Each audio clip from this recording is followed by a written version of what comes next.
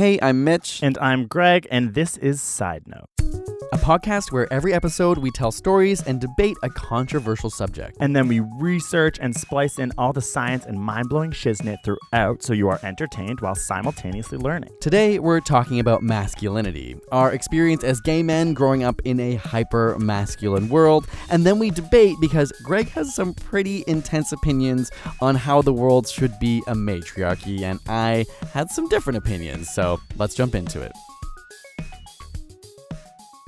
So, usually when we start this podcast, it's a little weird. Like we sometimes just talk about something we did that week or we just jump right into it. So what we're going to do from now on is start the podcast with what we have learned this week. Cue the music. No. One day. Again. So what did you learn this week then? So mine's going to be very science, very on brand. Anyways, mine is about microwaves. I mean, what did you learn? Like, what's so interesting? I guess that's about like really learning. Yeah. So I was learning about the electromagnetic spectrum because we're doing a new series for ASAP Oh, that's Science. more interesting. The electromagnetic spectrum? Yeah. Well, I can't explain the whole thing. That's absurd. Yeah. Okay. But microwaves are a portion of the electromagnetic spectrum that we can't see, right? Like, it's like they're everywhere. They are what also carry the information for Wi-Fi. So it's like it's literally around us at all times, like billowing through you at this moment. So then I was like, that has to be dangerous, but it probably isn't. I shouldn't say that, but I just imagine like... Well, because it cooks food. We're just being like stabbed by waves all the time. I know. It is. It's... I guess we're being stabbed by light waves too, so it doesn't matter. Yeah, and Khan Academy said it wasn't dangerous, and I believe that. Yeah, I know, I believe it as well. And anyways, it was just like, it was confusing to me. I'm like, if they don't have, these waves have less energy than visible light, less energy than UV light, which hurts us, like why does it cook food? And it's actually because the microwaves in your microwave are designed in a way that they actually vibrate the particles of the food to create friction, and that's the heat. Oh, that's cool. Yeah, I like, guess I imagined that the microwave was like the heat itself almost. Exactly. You like picture it like a little zap of heat goes into it. Yeah, like it. burns your skin. But no, in fact, it would actually just make the polar, like waterish molecules in your body start to vibrate so much that it heats up, and then you would like feel burned. It's so weird. Anyways, I thought it was really cool. Are you talking about if you put a person in a microwave? Yeah, like my arm. I was picturing my arm. But yeah, I don't even want to think about putting a person in a microwave. That's cruelty. Ugh, that's scary. That was very science, and I mean, other weeks it might just be something. I feel like mine is like the only one I can think of. Oh God. Mine's a little sciencey too, but I don't really know it that well. But I annoyingly walked for like hours in flip flops this past weekend. And why? I just went somewhere. I went to the beach, but then I didn't anticipate walking back. And my friend, who's probably listening to this podcast, Alex, was like, "Let's walk home." And I got home. That's what it's from. Yes, I had a massive blister right in the spot because I don't wear flip-flops very often. Wait, so you wore flip-flops to the beach, but you didn't bring any other pair of shoes? No. Mitch, I thought you were gay. I thought you knew how to go to the beach. No, I'm not gay, Greg. Where did you hear that? Whoa. No. It was my first time going to the beach this summer. I wasn't prepared, okay? I admit. And so I got this crazy blister on my foot, and I was looking it up, and I realized you gave me some really bad information. Greg was like, just pop the blister. It's like, no, you should never pop the blister unless it's causing complications, I said it's pop really the hurting. zit, Mitch. We were talking about a different Honey, orifice. you were like, just pop it. You're meant to like pop them. It's like, so your blisters are just filled with like a certain kind of liquid it's literally just there as a barrier to protect like an open wound. But then it was like, if it pops, you want to keep that skin there because it actually is a protective layer because now you just have an open wound. So your blisters are important unless they're really causing a lot of trouble, like go to the doctor. So this is what happens. This is why you don't walk around the city of Toronto in flip-flops. You don't want to be that person stylistically. Well, don't people in California do that like every day? Yeah, because they're at the beach, but then when they leave the beach, they put on their Vans or maybe and they my flip-flops home. are just cheap and they're just like plastic, so they really hurt. But they're not Havana Cabanas? You gotta get some like soft tissue flip-flops. You know, like, Havana Cabanas. Is that a thing? I don't know what the hell you're saying. Havana Cabanas. They're the mainstream flip-flop. Moving into this next section, we're talking about what we are talking the rest of this full episode about, which is masculinity, which is something that is very intertwined with being gay, very intertwined with literally everyone on this planet has to deal with masculinity and with femininity. Being human.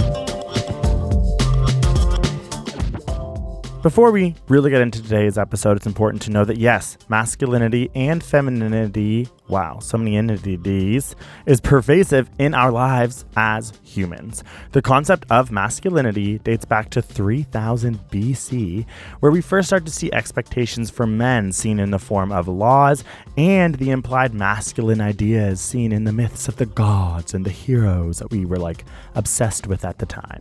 Gender is also one of the first social categories that human children learn, and studies show that from early childhood ages, kids are aware of gender stereotypes. Scientists, though, have trouble fully defining masculinity and femininity.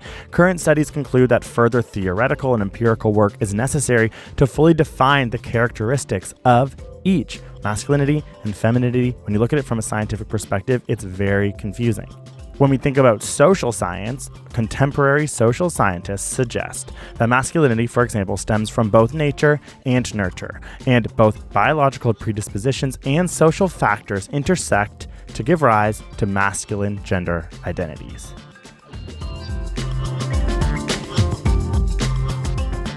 Story time. Story time. Story time. You Story change time. it every time. I thought that was the point. Yeah, I don't know. I have a weird relationship with masculinity. I feel like most gay men do, right? Because we're like told our whole lives that we're feminine. And so you develop a sense of like what you don't want to be almost. You know what I mean? Like you're made fun of for being feminine. We've talked about this before. Like homophobia is sometimes a form of sexism. It is a form of sexism. Yeah. Not sometimes. Because it always it's like, is. oh, you are a woman. No, I mean in certain degrees. Like yeah. Anyway. So I don't know. I feel like growing up, I never really had gay role models in my life till and you didn't even watch Will and Grace. I did not watch Will and Grace, but I would sneak downstairs and watch Queer as Folk for the sex scenes when my parents were for sleeping. the sex scenes, like you would just not get into the plot. Yeah, I honestly thought it was just one of those like softcore porn. Yeah, I thought like late night TV. I didn't realize it was a TV show till I was like in university with you that I realized, oh, it has a plot and it's actually a pretty good show. But I just thought it was like softcore porn. Do you think it aged well? Like we loved Queer as Folk, but it was when we were in university coming out. Like, do you think if not. Yeah. Aren't they all white?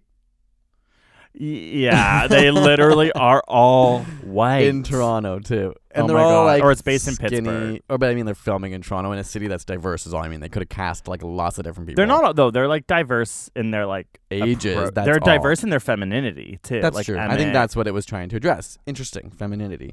Anyway, so I didn't watch that show or Will and Grace. I didn't really have like role models, but I was in a musical when I was like pretty young, 11. Which brought half the cast was from London, like they were touring, and okay, so go into more detail about this because it's pretty cool. Like half the cast is from London. Like, so explain. yeah, it was just like it was legit. Oliver Twist was a touring show, but they would recast the kids every city that they would go to. And this was like the legit version. Like, okay, so in Toronto, picture it. There's the Princess of Wales. Oh my God, is that Princess Diana? Is it the Princess Diana Theatre? Princess of Wales. I don't know anything about the royalty. Oh my God, neither. We'll do another one about the monarchy and like whatever. Anyways, the biggest theater in Toronto, the most legitimate, it's our Broadway. It's called King Street. And you were on that. Like it was legit. It wasn't like Oliver Twist, like community theater. It was legit. Like the Toronto production of it. I didn't see this one, but I definitely saw the Rude. No, it was just I had never been in a musical before, but they held open auditions because I guess kids can't tour countries. Like it's a lot more complicated than an adult cast touring to different countries. And so then I auditioned randomly and got in. And in retrospect, I'm like probably so many of that adult cast was gay. I have no idea, but in retrospect, I bet a lot of people in theater. Whenever I go see a musical and there's guys in it and they're hot, I'm like, they are potentially for me. Yeah. Like, but what I didn't realize is like, so as the kids, we had two main sort of mentors. One was a dance choreographer and one was a singing choreographer. We spent over a month with them just rehearsing. And then they would be the people who would always interact with us during the show and come and give us notes. Like they were kind of the people that looked after us, where there was other people for the adults. And obviously, like, I had no idea. I didn't really understand what being gay was. I had heard the word. I guess this is also about being gay, less about femininity. But I just, thinking back, I'm like, it was nice to finally have a gay role model who was feminine when I look back on it. Actually, one of them was and one of them wasn't. But the one that was, I still am close to and still talk to online every now and then. And just had that moment where someone once said, like, near the end of the production, like, oh yeah, Jeff is gay. And then, like, it was the first time it ever hit me that someone could actually be gay. Like, I don't know why it didn't cross my mind that Was it was he not a real... acting feminine or masculine? Like, He was, but I think I was young enough. Like, is 11 too young? I was young enough that I just...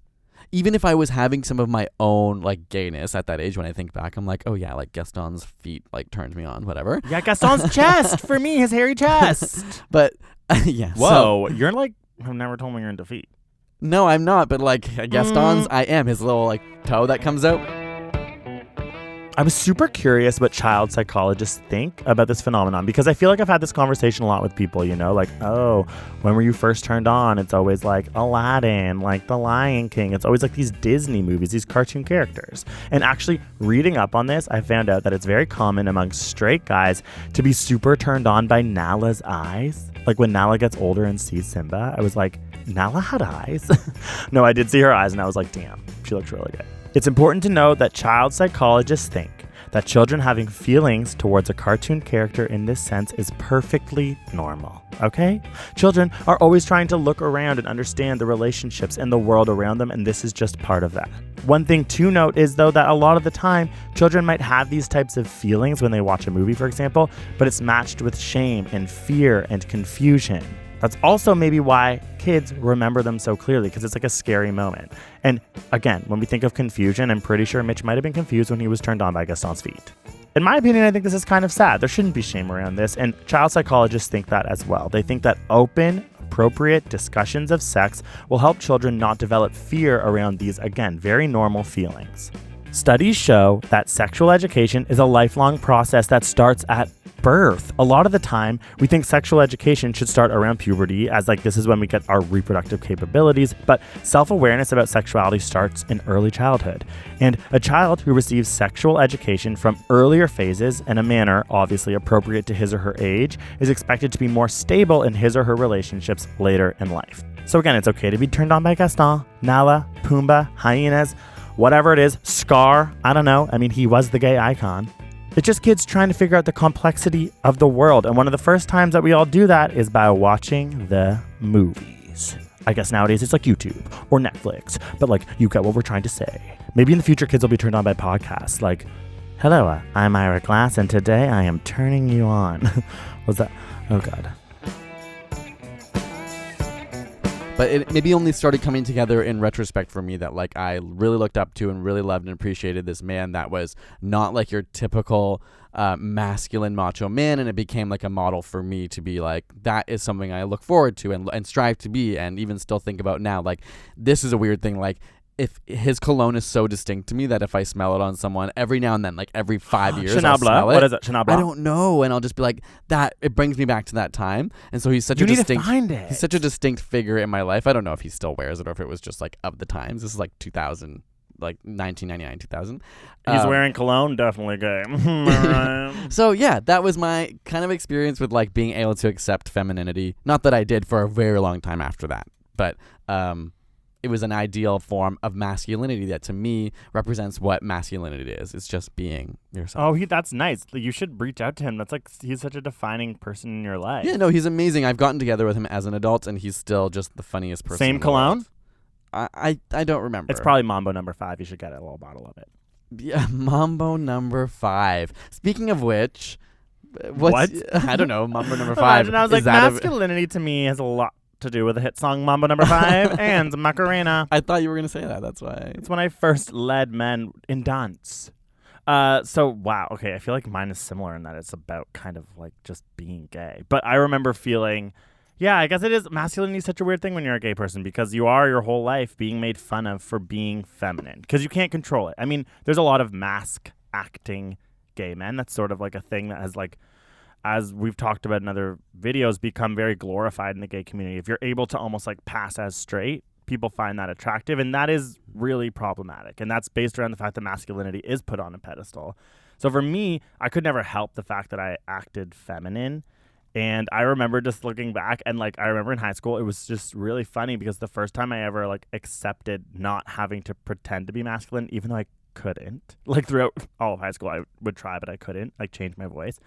When I came out, I remember being like, I'm gay now. I'm going to go all out on this femininity. And I tried to make it like a thing in my school to wear like really thick like beaded necklaces, like long beaded necklaces like around my neck in order to like show that Where did you get them? Like I would ask my like girlfriends for them, or I would go to like Value Village. And I were was they like plastic or were they pearls, honey? Were they real pearls? They were like pearls, plastic. Actually? Yes. And like actual pearls. Like actual pearls. Like, and there was one that was like small pearls. How much allowance did you get as a kid? No, Value Village. It wasn't like, oh, no, sorry. I don't know if they were taken from like a clam in the sea. Like definitely synthetic pearls. But I mean, like they, oh my God, imagine. I was like, I went to Tiffany. I was out and I went to Tiffany. But I remember, that's also really weird. Speaking of being out, like literally when I also came out, this like guy, like this, it was weird. He wasn't a good mentor. A gay guy took me to Holt Renfrew and bought me cologne. Like going back. Is that why you were yelling like he's wearing cologne? He's gay. No, I just thought that was like what that means. No, I thought that was like a bit of a stereotype. Like all of our gay friends like have a scent. Like they make a purpose to be like, this is my scent. Whereas like I don't know, many straight guys do that. But anyways, back to the pearls. So yeah, like I thought. Like, so in all of grade 12, the photos of me have these, like, really, like, luxurious necklaces because I wanted to become a trendsetter. I have never seen this, and I want to I really badly. How have I never seen you with the pearl necklace on? And it's also, like, weird because I'm also wearing, like, awful, like, that era, like, kind of baggy shorts and, like, a Billabong shirt. Like, and, like, a necklace because I was trying to be, like, you know, I'm no longer having to be quote unquote masculine. Like this is how I'm gonna change it up. That's and nice. It's just unfortunate that your fashion sense was probably so bad. Like such a clash of fashion. It was such a clash. But at the time, it was probably like a block party band shirt and like a pearl necklace. Oh my God. And I was like, look out, boys, he's gay. I was the only gay guy in my high school. I mean, it's kind of looking back, I'm like, wow, I guess that was my way of expressing myself. But I remember feeling so confident and masculine in doing that. Like it was just like, I'm out, I'm gay. And when you look at the definition of masculinity being like strength, independence, this is from Wikipedia. Like I'm like, and it's like, just, where are you? What do you mean yeah. You're courage, right. Like the words, yeah. They're the things that come when you come out, and you kind of like. That's the weird thing about gay men. I'm like, in many ways, we are more masculine than straight men because we own ourselves sometimes. And that's why masculinity is so stupid to think that's just for men and that femininity is just for women, because women are also so masculine in so many ways. And it's something and everyone's different. Every like person is just their own degree at different times, different things. That's why like drag is really cool, because it's an opportunity to just like express different parts of you. And it's just to realize that you can be all those things, and not all at once necessarily, but at different times you act different ways, you know what I mean? Or feel different ways. Yeah, and I think that the whole world could benefit from, like, if you're born a boy and identify as a boy, like playing with your femininity. That's literally what RuPaul says. For sure. And then the other way around as well. And I think that that's just like a really cool thing that we should all be talking about. And as gay people, we just get to like live it a little bit more. We don't have to be as like there's scared. less fear. Once you've accepted it, then you don't have to be scared. Like as you said, I think there are some subcultures of the gay community that are actually quite like sexist, right? Like they're afraid. It's so of weird. their It's hard to femininity. explain to people who aren't in the gay community because they just don't see it and they assume it's not real. But it's just a rampant thing. Like gay men really. More than ever, actually, I don't know, maybe it's just because we go to bars now, but like when I go, like Woody's, we've talked about this before, when we go to Woody's and you look around, you're like, wow, everyone's in like a sports tank top, like really jacked, like it's just so weird, and it's like... And trying not to like dance and look feminine. I mean, of course there are people there who are free and living their life. Yeah, there's and diversity, of course, I the guess. problem is like, of course, someone can be super masculine as a gay man and be jacked and wear tank tops. Like that's also normal. Yeah. But it's when that question becomes like, that's what we obsess it's a trend, over. and it's like it becomes the homogeny of the group to want to be that, and you can tell like it's not for everyone. Like yeah, when someone's wearing that as a mask almost. Yeah, and it's true. I think it runs so deep, and there's so many layers, and it's easier to talk to gay men about it because we kind of like innately understand like the idiosyncrasies of it all. But I think if someone was like ignorant to like this whole situation, I think the one thing I would say is that gay men in general, there's an issue with priding masculinity over femininity still, and it's creating sort of some issues within our community. I guess both of our stories were kind of like literally just about coming out. I sort know. of, and like as embracing... I was thinking about masculinity, I was like, every story I wrote down was about being gay. Because that's what our relationship to masculinity is. It's not something that we innately just like were always told we were, and we've toyed with it a bit. Whereas like lots of straight guys might be like, what do you mean masculinity? Like that's just what I am. Or they might not have even thought about it. Right. You're not. We were forced to think about it. Okay. Well, why don't we take a quick break, and then we're gonna come back and have a pretty intense debate over what the matriarchy and the patriarchy. We'll just talk about it. Okay.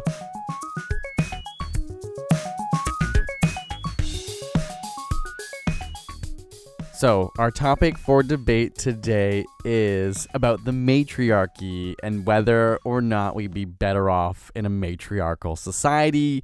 Greg, I believe you're arguing that this is a true statement. Yes. And I'm arguing for something a little more tempered, a little more even-keeled, as always is the case in our debates. Oh my gosh, you can't just start like that. And I just won the debate. Thank you. No, why don't you lead us off with, do you have some starting thoughts? Okay, so I think we have argued about this before, and I think that's why we wanted to talk about it now. And it does have to do with masculinity and toxic masculinity, which I believe is a thing.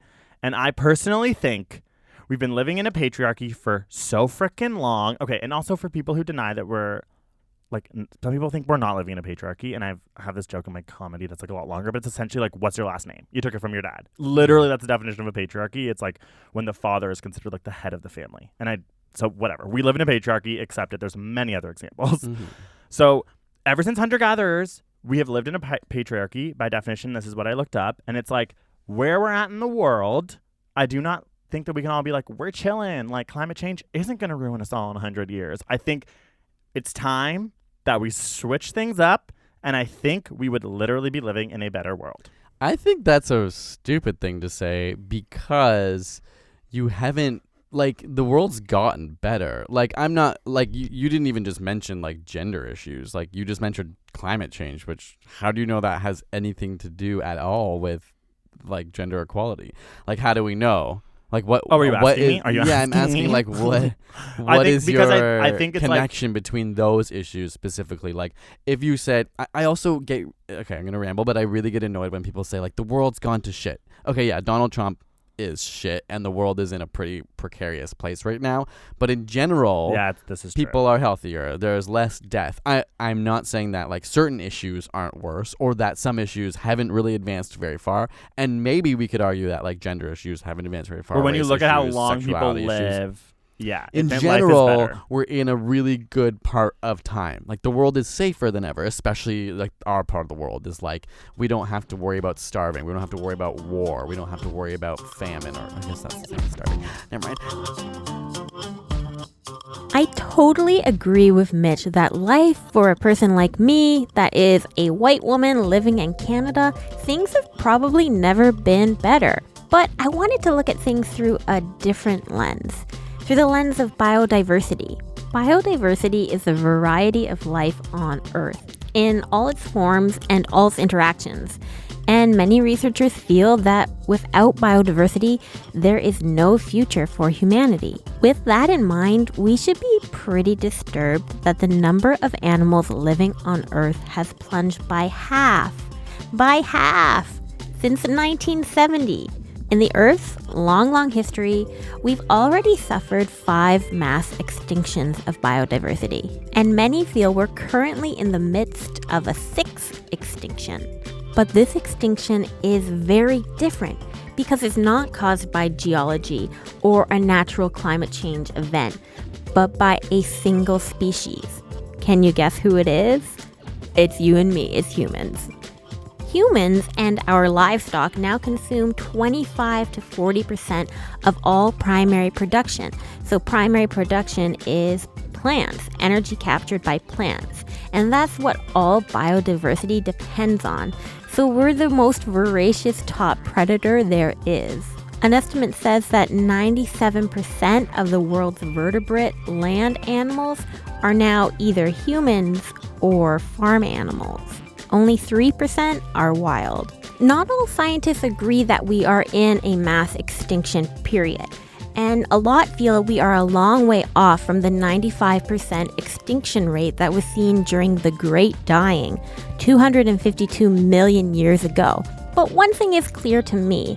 Though it is a great era to be alive for me and many others, it's clear that it's not a great era for biodiversity. And unless us humans get our act together, it's going to continue to get worse and to our detriment and putting our survival as a species at peril.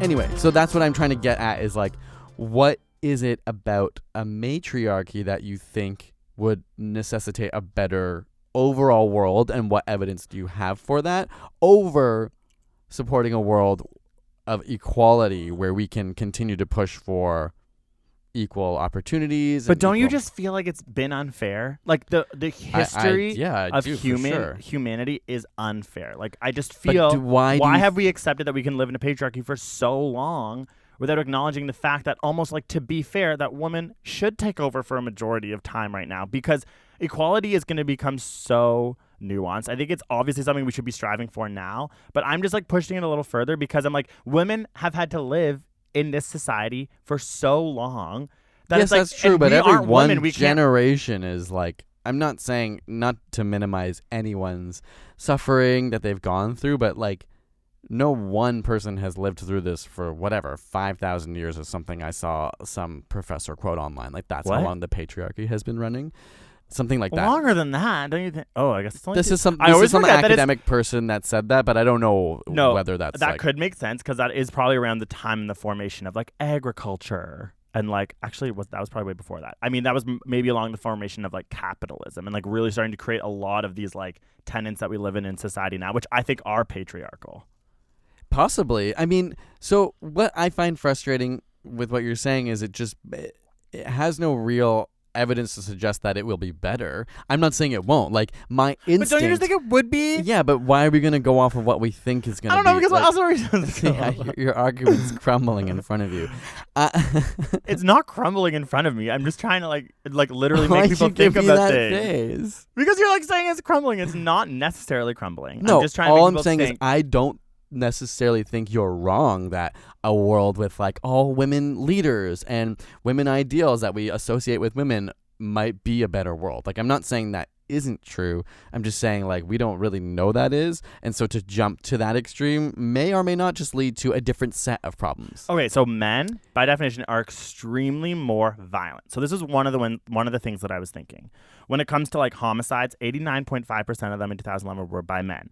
When it comes to the like amount of children who are killed by someone who's not their parents, 80% are men. When you look at like actual violence, it's predominantly men. And like society, like, but how do you know society doesn't build that as well? Like, well, maybe it does, but I'm just saying, like, I think it's unfair for you to pigeonhole anyone, like a gender, and say they are this way, but not allow anyone to say like women are like this or gay men are like this. Like, how come we're allowed to stereotype at large? Like, we did the gay gene episode, and they do find that gay men are more compassionate and empathetic, and they find the same thing with women. You're right, it might be a societal thing, but those to me are values I would want in a political leader. Yeah, they're values that I would want. I don't disagree. In people high I definitely up at companies, but that's not who's in charge. Of course, it's not. None of us are arguing for the fact that things should stay the same. Like, I'm not saying that. I don't think very many people in this world, except people who are afraid of losing power, are saying that. Like, lots so of you people, do believe that men need to like lose their power?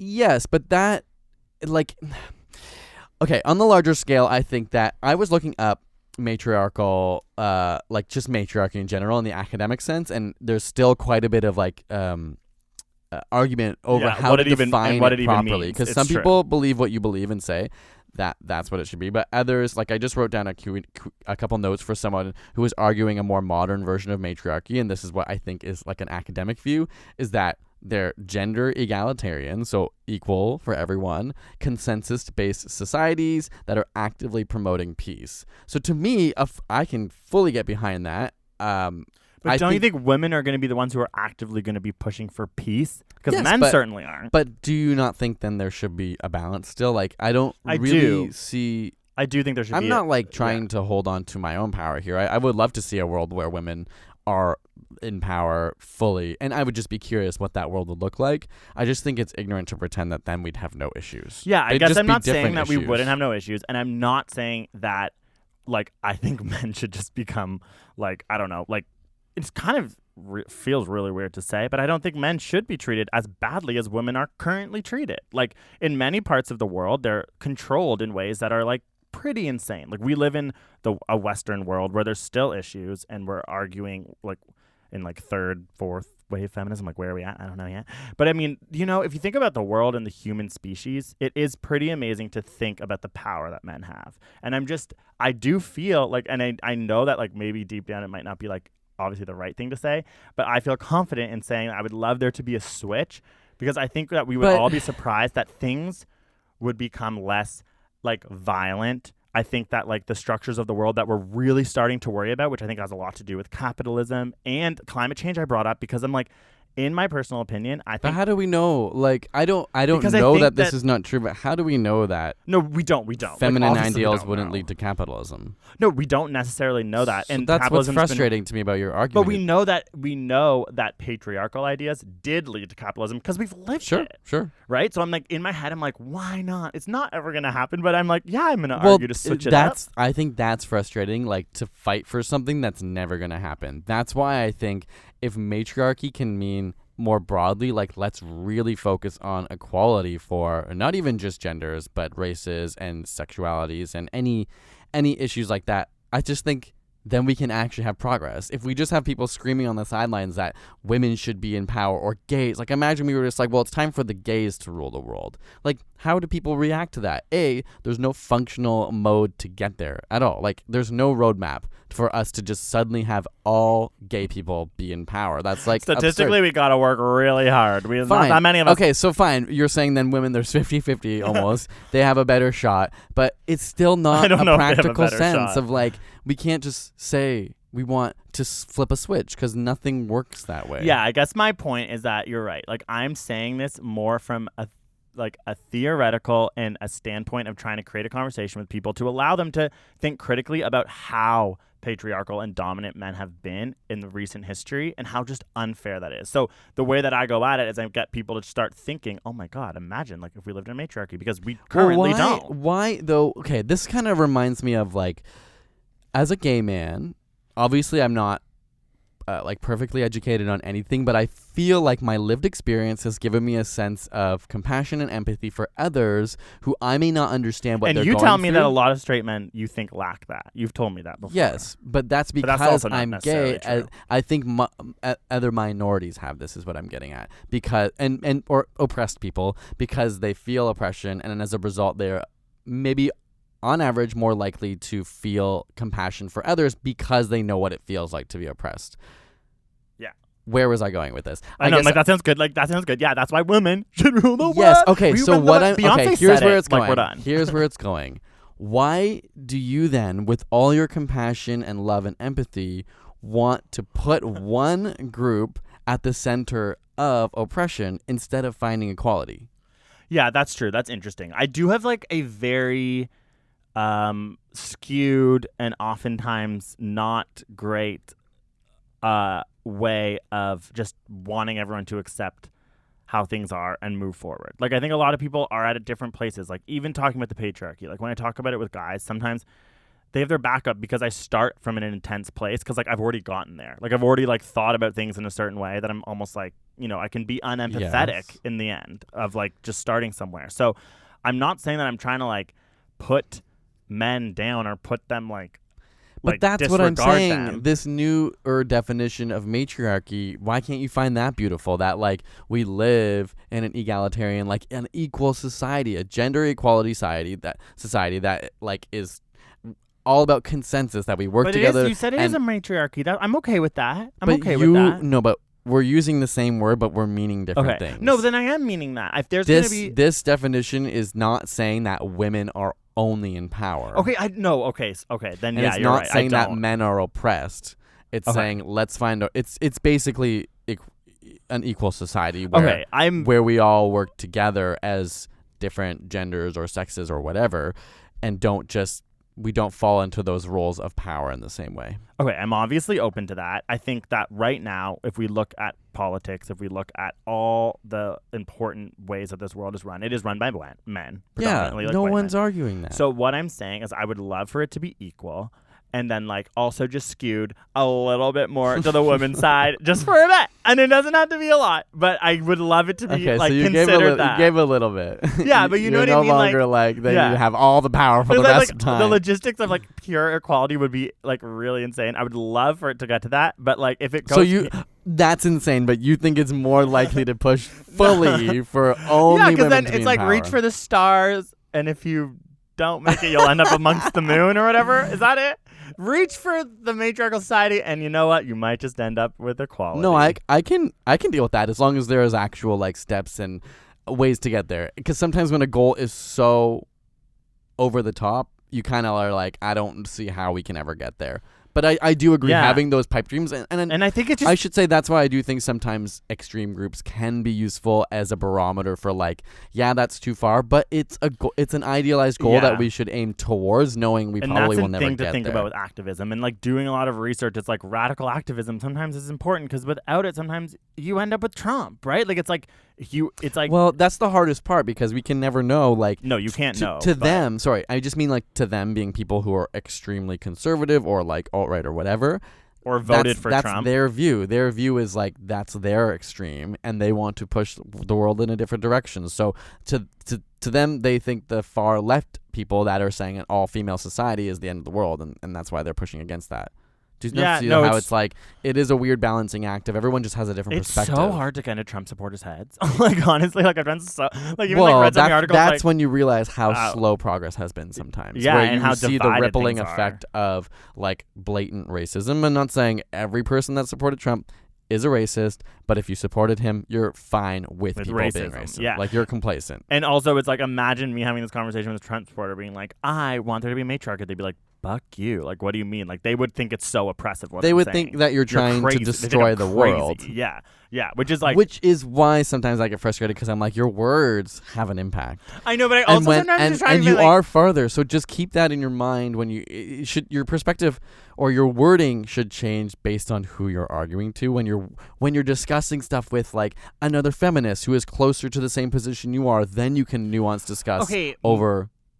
Yes, really intense societal structure changes. You can, I can have nuanced conversations with there. Someone who's really conservative. You might just have to start at the base of like, I need to show you that we live in a patriarchy. That's what I mean. So that's what I'm going to say. Like, I do think that, and I think we've had this conversation before, and I know that you say that, like, I think in the past, I think I've gotten better at talking to people. Like, you used to say that I was really harsh. But like when I talked about I think it's a mix of you got a little softer, which is good. Not softer, but like you found a way to have a more... I don't think I've got softer, but maybe I have tried to change myself a bit. This is an important topic. How do you have those tough conversations with your friend who keeps saying problematic things or your racist uncle at Thanksgiving? Sometimes my instinct is to yell, point by point, every reason why they are wrong. And though I might come away with a feeling of self-righteousness or moral superiority, would I have changed anyone's mind? I came across this one study about reducing bias against transgender people. The study, published in Science, found that a single in-depth 10-minute conversation by a trained canvasser at the doorstep of a voter resulted in substantial reduction in voters' anti-trans prejudice. It also increased the voter support of anti-discrimination laws to protect transgender people. What's even more stunning is these effects lasted 3 months later when surveyed. It is extremely rare to have found an approach to change people's deeply held biases, especially one that has long-term impact. Some of the canvassers were trans, while others were not. The conversations were much more intimate than most political door-to-door work. The canvassers showed the voters videos of anti- and pro-transgender ads and probed them about times when they themselves were judged for being different. The researchers want to make clear that this is not a silver bullet solution. This is a canvassing technique that took a lot of time to develop and a lot of training of the canvassers. So you shouldn't be under the illusion that you can go out this afternoon and employ the exact same technique and have immediate success. But the message is that intimate conversations where we relate to one another can change minds. But on the flip side, try not to police the way other people talk. This is known as tone policing. And an example of this could be, I agree with the message you are saying, but don't you think all this anger is distracting from the real issue? Or maybe, I see that the issue is really important, but I don't agree with the way you are protesting. You're protesting in the wrong way.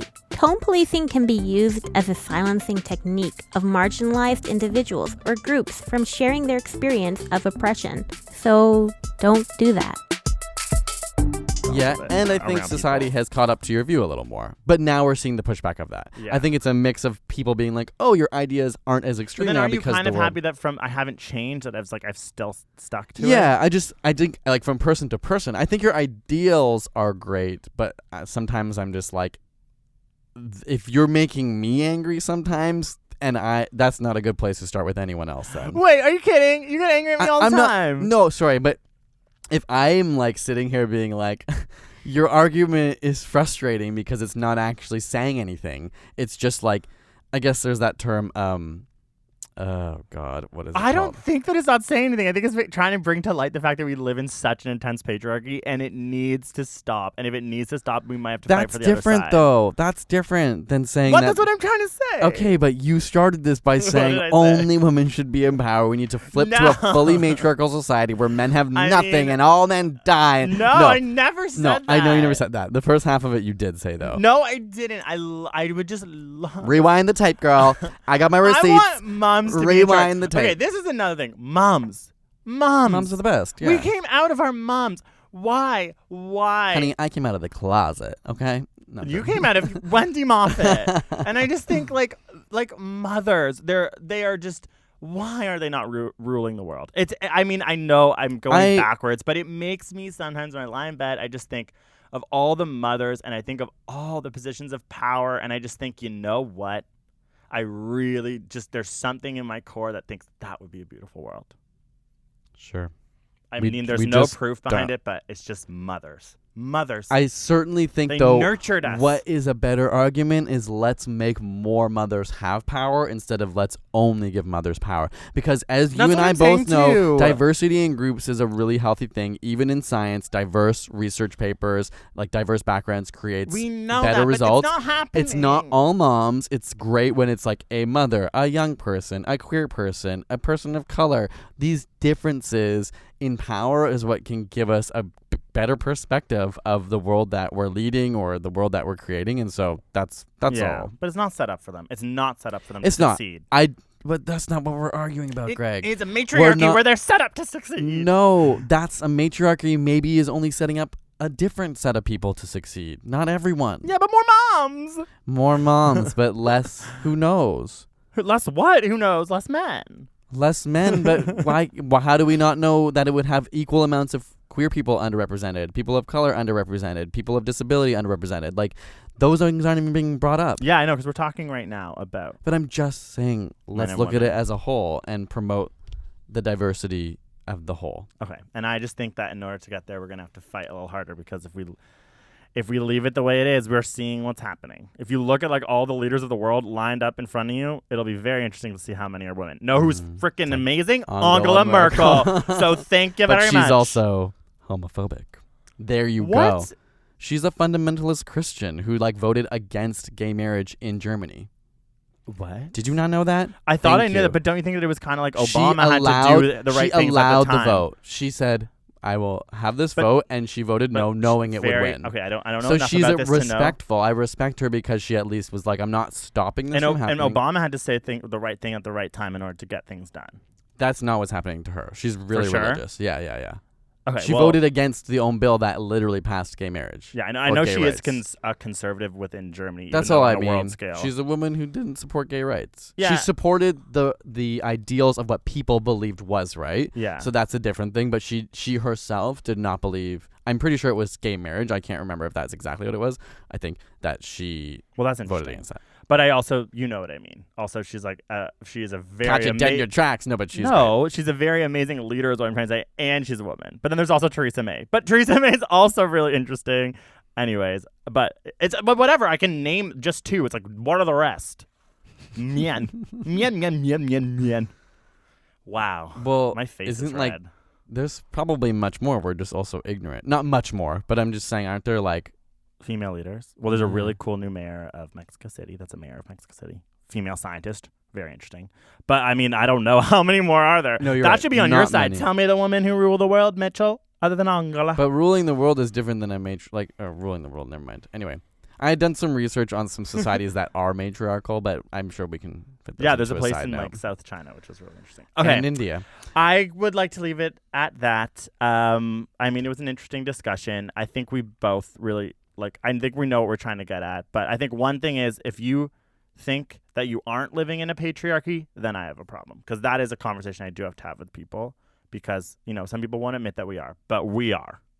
Yeah, but yeah, that's that. That has to be a full other discussion with a human being if they need it. If they need it, yeah. Which is some frustrating. do. Yeah, Some there do. might be some people listening to this that are like, what do you mean it's patriarchy? Or if you say patriarchy in front of men, as I've said before, they faint. Like, they literally can't handle it. It's like, well, why can't you handle it? It's your last name. it's a weird thing. I'm like, why is that so? It's not even saying you're a shitty person. It's just No. like we live in a It's just society it's that is please accept the world. run by men, Yes. where names go down by men, men hold more power, etc. The only time you didn't live in a patriarchy was for about 4 minutes, right after Beyonce released "To Run the World, Girls." We heard that song for the first time. And everyone was like, oh my god. Oh my God, girls rule the world. And then we turned it off and we looked back at our phones and our internet and ay. All right. Thank you guys so much for listening to our little debate. Let us know what you think on the internet. At Mitchell Moffat is myself, and at Whale Watch Me PLZ is Greg. We'd love to hear your side of this argument and, get some extra opinions out there. #SidenotePodcast. All right. We'll see you later. Back.